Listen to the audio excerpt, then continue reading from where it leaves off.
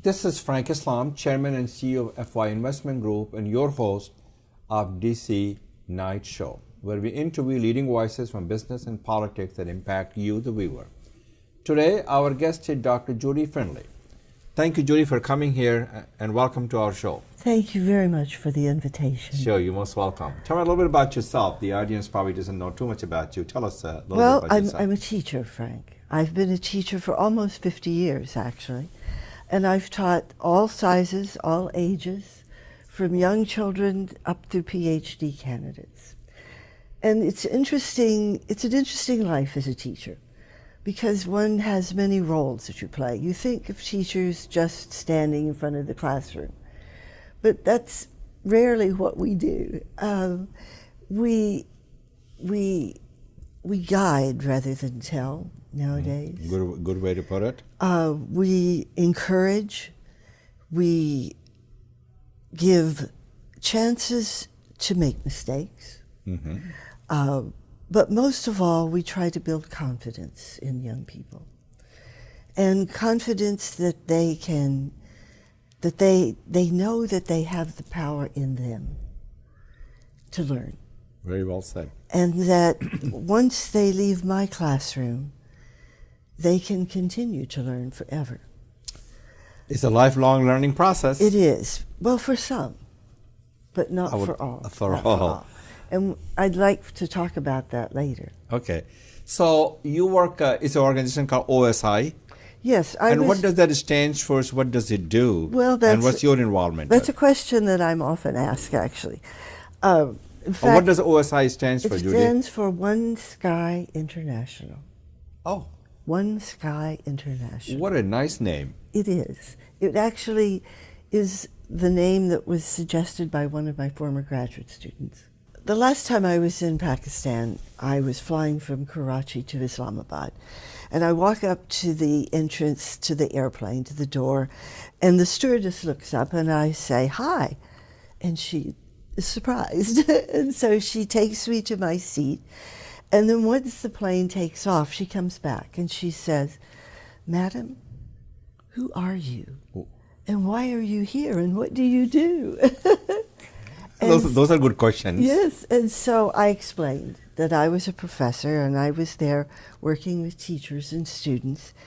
And she said, "Welcome, madam. Welcome. Thank you." And the most interesting part, Frank, was that during the flight, so many passengers came forward and introduced themselves to me and said, "Welcome, ma'am. Welcome." What's that? So the stories we hear... What a wonderful gesture. Yes, it is. The stories we hear about families not wanting their children to be educated, I don't believe them. Not really. Because I think down deep inside we all want You're absolutely right. something better for our children. But One Sky International is local. So was that imprinted in your mind, in your heart, in your soul during that flight? It's been there before. It was there before. It's been there before, yes. A good way. Well, the reason is sky, because you were flying. So I thought... True. That's true. You know, I'm sure that you have these coincidences that you feel are not coincidences at all. You know, it reinforces what we believe. That's the truth. So what does the organization do? Well, we're local and we're global, both. Okay. Most of the work that we do is with teachers. We really focus on teachers, on women, on children, and youth. And there's a group of really outstanding Pakistani teachers. We've worked together since 2005.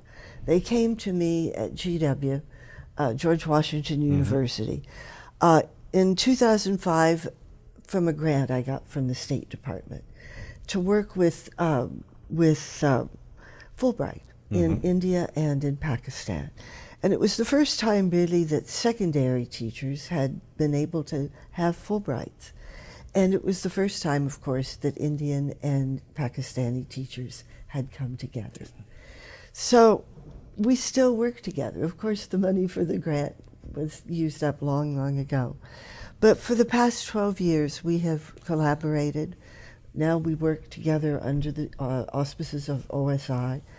But there's also the international component, literacy and learning specialists. I'm one of those. We also are part of the team. We come from the USA, from UK, from Indonesia, from India, and from North Africa. All around the globe. Yes, yes. I know you talk about Pakistan, taking the trip, and why do you work in Pakistan? That's a good question, I think. I'm asked that often. There are many challenges in Pakistan to education. There are many problems, and we won't talk about them here because we know what they are. We talk about them at the dinner table. But I feel that those are challenges that we can meet. We should be able to overcome? Yes, we can meet. The most important part of our team are the committed citizens of Pakistan. And many people may find this a surprise, but people want to help. And there are many, many people who have not had an education because they've had to leave school at 3rd grade, most often after 6th grade. And once you leave school in Pakistan, there is no way you can ever, ever, ever return. There just is no pathway. And so you're out, and there's no hope to ever continue. So it crushes the hope of the people. Yes, it does. It crushes the hope. It crushes aspirations the curiosity. And dream. Aspirations and dream. It destroys the dream. Destroys the dream. You very well said. Destroys the dream. So I think that change will come from there. It will not come from the top. So you're the voice for those who are voiceless. You're the hope for those who are hopeless. Well, they're actually not very voiceless. But what I can do, yes, what I can do is speak for them. Speak for them in places such as this. Yeah, no question about that. Do you believe that the people who are socially and economically disadvantaged, people who are less fortunate, people who have no hope, who have no voice, they do not pursue their dream because they have a financial hardship. There are many, many factors that's influencing their decision. Don't go to school. They're not being empowered by education. It's very interesting, Frank. I was working in Lahore a few years ago, helping to start a school. And the driver would take me the same route every morning. And every morning I saw the same 10 young men standing on a street corner. Standing on the street, same young people. Same young people, every morning. Doing the same thing. Same time we'd go by, and there they were. I said to my driver, I said, if I come back after this, and it was doubtful because that was when there was so much trouble in SWAT, I said, I'm gonna be on that corner when those boys arrive. And I'm going to say, I'm Dr. Judy, and this is school. And I said... So you had the courage to do so? Pardon? You had the courage. Oh, I would have and done it. And you had the strength to go do it. Absolutely. Because all they needed was encouragement. Yeah, all they needed and all they needed were a few skills, and to have someone say to them, you bring knowledge and skills to this corner. So what are you going to do? Very well said. So you wanted them to exploit their fullest potential, to be the best they can be. And all the people have the talent. They do. They do. For example, if I could talk to some of the shop owners, then we could say, all right, you, and you, this man has volunteered to have you in his shop for the next week to find out what he does and how you have a business. How can you utilize his skills? Yes, and what it means to own a business, a shop. Yeah, very good. And I said, and you will be with this gentleman, and you will be here. And you three, I'm going to give you 45 minutes, and I want you to go around the neighborhood, and I want you to list the things that you do not see, the things that we need to have, the shops that are missing, the services that we could have and that could be used. And when you come back, we're going to look at what we've gathered. And so when I would have had a big pad of paper, and I would said, all right, now what do we need? What do we need to create here? What do we need to open up? Well, I mean, it could have been wonderful things. All right, what do you know that, who knows something that you would be able to do this one?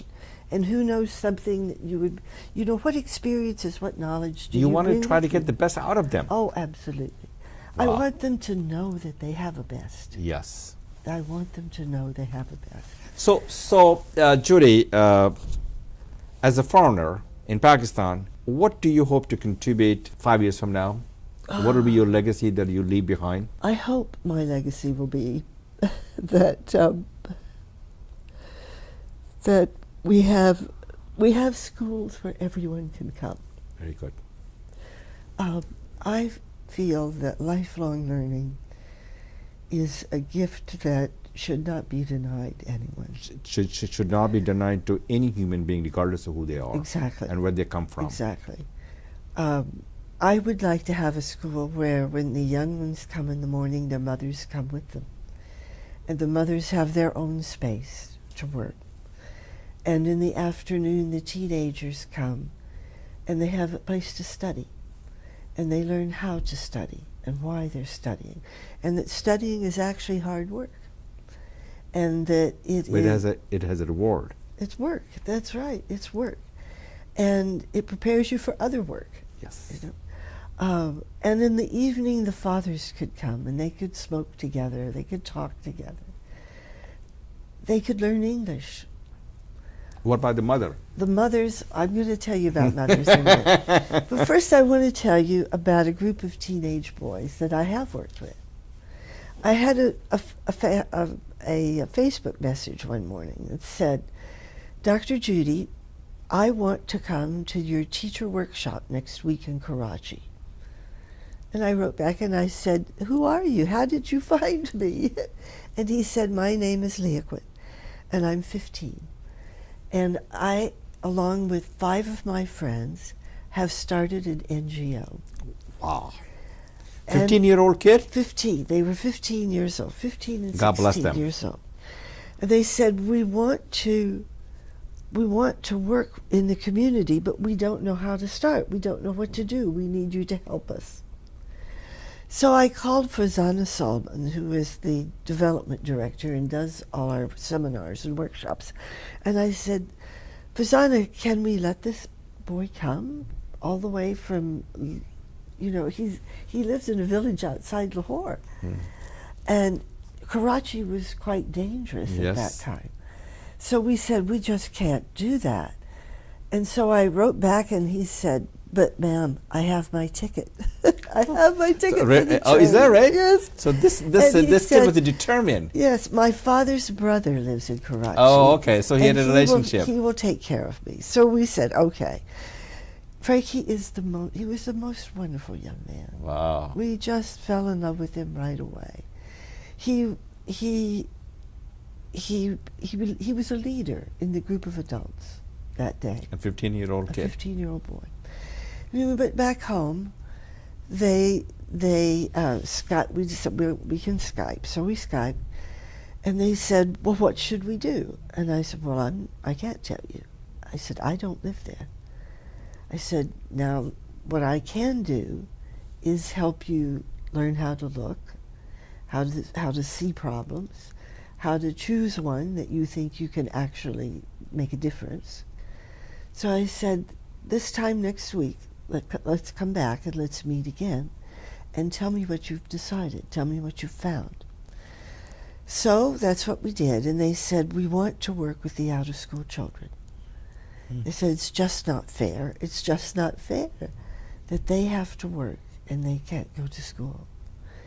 Because this is the thing that surprises me. We see these children every day when we walk through the village, through the city, wherever we are. but we don't see them. We don't see them. But these teenage boys saw them, and they saw the need, and they saw inside themselves that they could do something about it. And so they said, what we will do is on Sunday morning, we'll have a session. And I said, well, I think we need to talk with their families. I don't think we can have the children come unless we talk with their families. So they made appointments. They sat with the fathers and the grandfathers and the uncles, and they told them that we said we would like to offer an opportunity for your children, and we hope you will let them come. We had 50 children the first Sunday. Oh my goodness. 50 children, and there were even girls. So your initiatives, you were able to redeem the reward from their initiatives. Absolutely. That's a good way to put it. Absolutely. And So it was a few weeks later, they said, Dr. Judy, can we have a celebration? And I said, of course we can. Sure. I believe in celebrations. So we had a big celebration, and all the families came, and people from the community who wanted to know what was going on. And then the next week, one of the mothers came. And one of the kids' mother? One of the mothers of the children. And she said, could you teach us? What a wonderful thing. Teach us. Can you teach us? So this is what I mean when I say I know people want to learn. They're desperate to learn. They're desperate to learn. And it is, you know, these boys have become really good teachers in the 3 years. They're now teachers. They're not, well, they're teachers, but not officially. Not officially. But they're goodwill ambassadors. They are, and they're so bright. Yeah. And like the other young people in Pakistan, they work very, very hard at school, and then they go home and they work hard again. But at school, if you get good marks, it's the only hope you have. But the problem is when you finish college and you have those marks, there are no resources. There's no resources. And there are very few people who hold out a helping hand. They cannot harness any resources. No, that's right. There are no resources. There's not that many jobs available either. No, there are not jobs available. So it's a big job. So you ask, what do I want in 5 years? I want to change the world, Frank. Change the world. A little bit at a time. A little bit at a time. A little bit at a time. One family, project at a time. One family, one group of one family, one village. One family, one village at a time. Absolutely, absolutely. And if you do that, they can change the landscape of the world.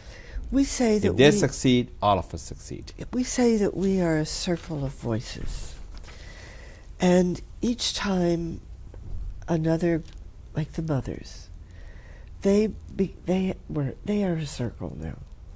And then other circles are created from theirs. It's kind of like when you throw the pebble into the water. Sure. And the ripples. It does ripples. The ripples grow. It makes a circle. Yes, that's right. That's right. So Judy, I mean, what you're doing is wonderful, and I admire and appreciate your passion, your commitment to education, and especially for those who have no hope. Especially those children who are less fortunate, right? Which is what you did. You provided them hope. Well, there's a group of women in Rawalpindi. And this is in Pakistan, Rawalpindi, yes. Rawalpindi.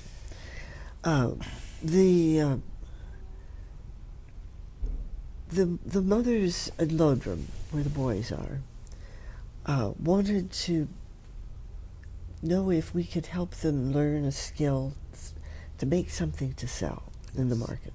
I called a young friend of mine in Islamabad who is a well-known fashion designer, Ali Fatah. And I said, Ali, I need you to help me. And so we sat down on opposite sides of the world. If it weren't for Skype, I couldn't work, you know that. But we sat down and we talked. And he said, Judy, if we could begin with a group here, It would be, I could do it. I could do it. So we began with 21 people, 21 women, from these old city of Findlay. Yes. And we thought at first we might make fans. And I said, oh, I love that. We could call it fanning the passion. Fanning the passion. But Ali said, no, we need to make something more substantial. And he said, then we can sell it for more. Yeah, he's right. And the women will, be able to learn important skills that they can use. So this is what we've done. Ali designed beautiful fan-shaped evening clutch bags. Evening what? Evening clutch bags. Oh, wow. They're the next time we talk, I'll bring one so Sure, you can sure. see it. But and he wanted those women to be engaged and work on this thing. And he taught them to make these. Now, as I worked on the curriculum, I thought it will take at least 6 months for them to learn how to cut the leather and how to measure the patterns, and I mean, this is not easy work. Within 6 weeks, they had made 100 bags. 100 bags. 100 beautiful bags. And what we discovered, what the women discovered, is that the skills they have to survive in these narrow streets and alleyways are the same skills they need to be a successful worker, to be a successful student. You gave them opportunity to exploit their fullest potential. Yes. And it is, people don't think about this. I discovered this several years ago when I was working with a group of paramedics, actually. And I discovered that the skills they used on the street were the same skills they needed in the classroom, critical thinking skills.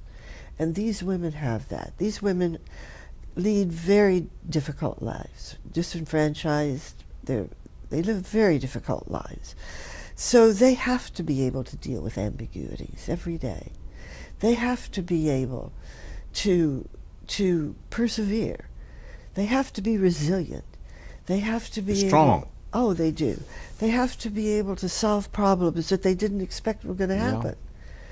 These are the same things that they need to be able to do when they work. The same qualities. One of the most important things is to be self-monitoring. Yes. To be able to step back and look at yourself and see what you're doing.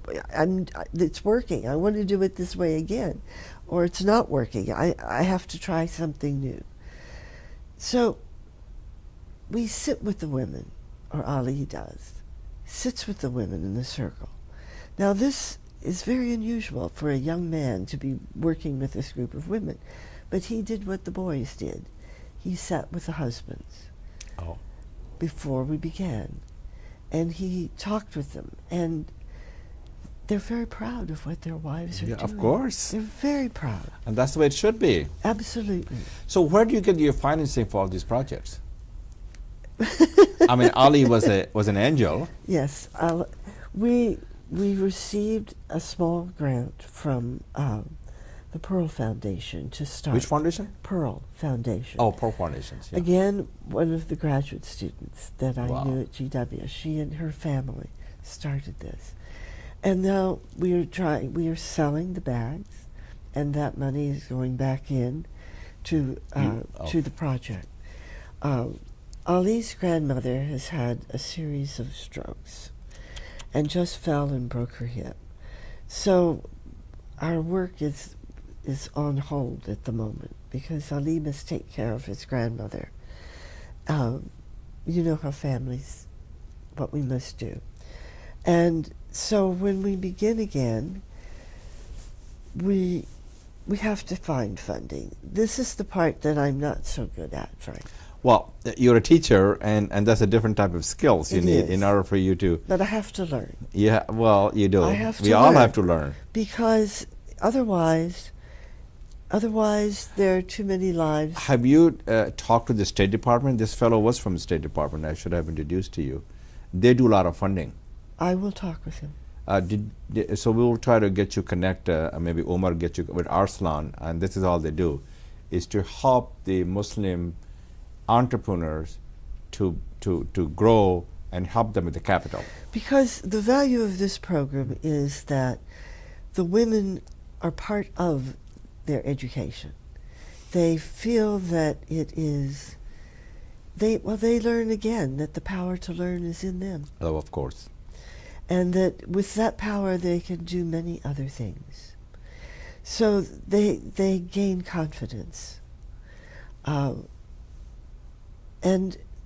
if you look at Facebook and you turn to the pages of Fanning the Passion for Learning, you'll meet these women.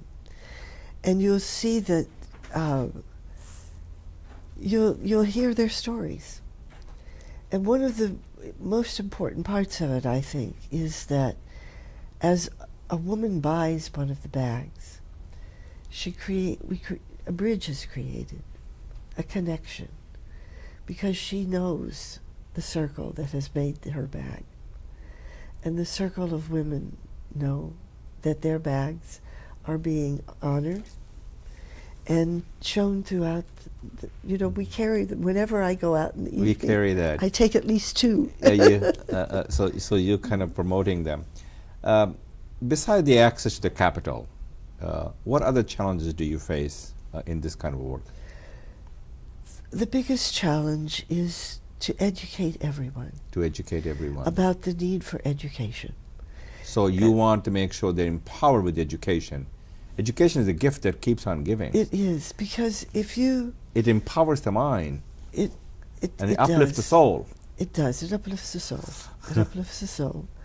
I'm an example of that. Yeah, we all are. And without education, none of us will be here in this country and not be beneficial of America's kindness and generosity. Well, I learned a lot from my grandfather, Frank. He was reared on a farm in the Ozark Mountains of southern Missouri. Wow. And was one of 6 children. My grandmother was reared on a neighboring farm. She was one of 9. They married after they graduated from high school, but my grandfather said, "We're going to college. We're going to university. Both of us, Reva. You and I are both going." So they worked. After being married? After being married. My grandmother taught in a one-room schoolhouse. Wow. My grandfather worked in the post office. They saved their money. He wanted to be a physician. So did he instill in you the love of education? Oh, yes. Oh, yes. More than that. He wanted to be a doctor, a physician, but he said, "Reva, we can't save that much money." But he says, "I think we can save enough I can go to law school and study the law."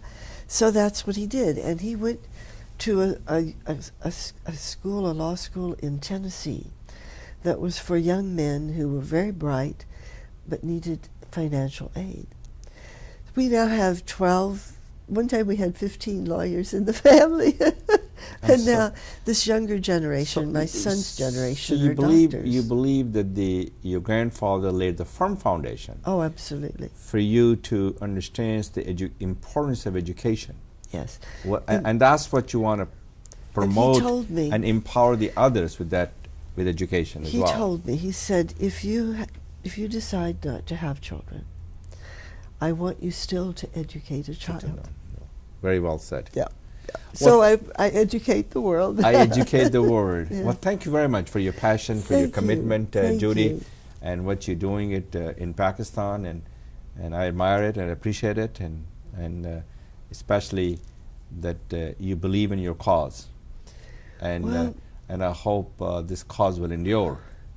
Pakistan faces some serious challenges. So right there's now. No question about it. It does faces a lot of challenges, and you're making a meaningful difference in a small way. A small way. That could have a strong impact in the betterment of people's life. I hope so, and I hope that the model can be expanded. Yeah, it can yes. be. Thank you very much for watching. This is Frank Islam, wishing you a great week.